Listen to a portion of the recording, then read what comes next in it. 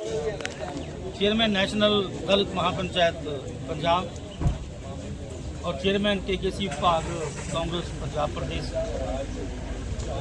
आज हम जहां खड़े हैं बहुत ही दुखद बात है कि एडीजीपी रैंक के सीनियर आईपीएस अधिकारी जिनको सिस्टम की वजह से खुदकशी करनी पड़ी, और हम इसको खुदकशी नहीं मानते, हम इसको कत्ल मानते हैं।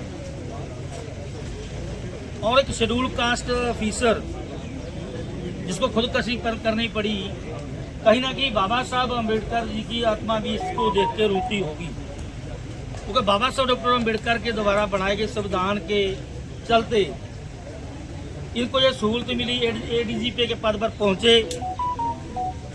और जब इनको किसान आंदोलन में किसानों के साथ जाति करने के लिए कहा गया तो इन्होंने इंसानियत दिखाते हुए कहा कि हम ऐसा नहीं करेंगे। तो उसके बाद भाई पूरनदास जी आईपीएस को प्रताड़ित करना शुरू किया, मानसिक तौर पर परेशान करना शुरू किया गया, जिसकी वजह ये हुई कि उनको खुदकुशी करनी पड़ी। इन लोगों की वजह से हम सोचते हैं डीजीपी और जो 13 अधिकारी जिनका सुसाइड में नाम दिया है तो उनको तुरंत गिरफ्तार किया जाना चाहिए। और देखिए एक बात और है, अगर किसी आम आदमी के ऊपर छोटा सा चार्ज हो तो पुलिस उसको मार कुटाई करके लेके आती है। और एक senior officer IPS officer ADG rank का ऑफिसर जिसके साथ ऐसा हुआ, और एक उसकी धर्मपत्नी जो सीनियर आईएएस है, और सीनियर आईएएस महिला को अपने परिवार के साथ जहां पर इंसाफ लेने के लिए इतने दिनों से डेड बॉडी रख के इंतजार करना पड़ रहा है।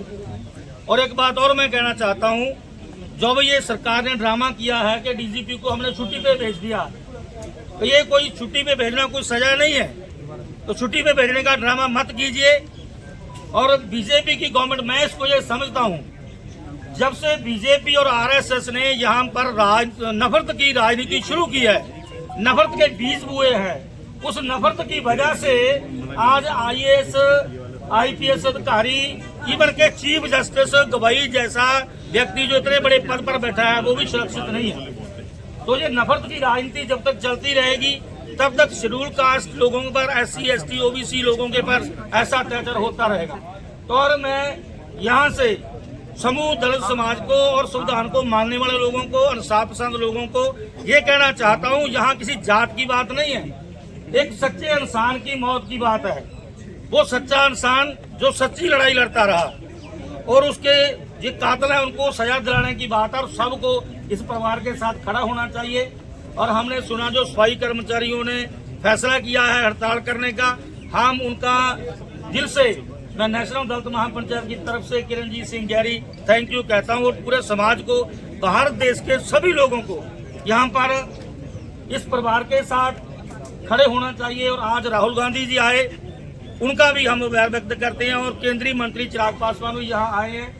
और मुझे लगता है कि अगर वो पीएम साहब के साथ, अमित शाह जी के साथ कोई बात करके आए हैं इंसाफ दिलाने की, तो अच्छी बात होगी, परिवार को इंसाफ मिलेगा, समाज को इंसाफ मिलेगा। अगर ऐसा होता है तो ठीक है।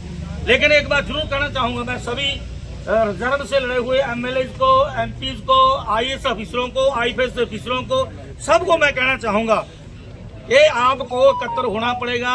85% लोगों को एक आवाज उठानी पड़ेगी, नहीं तो ये घटना एक आज पूर्ण जी के साथ हुई है, किसी के साथ भी हो सकती है। और सभी एमपी, एमएलए, आईएएस, आईपीएस अधिकारियों को एकत्र होकर के इंसाफ के लिए आवाज बुलंद करनी चाहिए। ठीक है सर।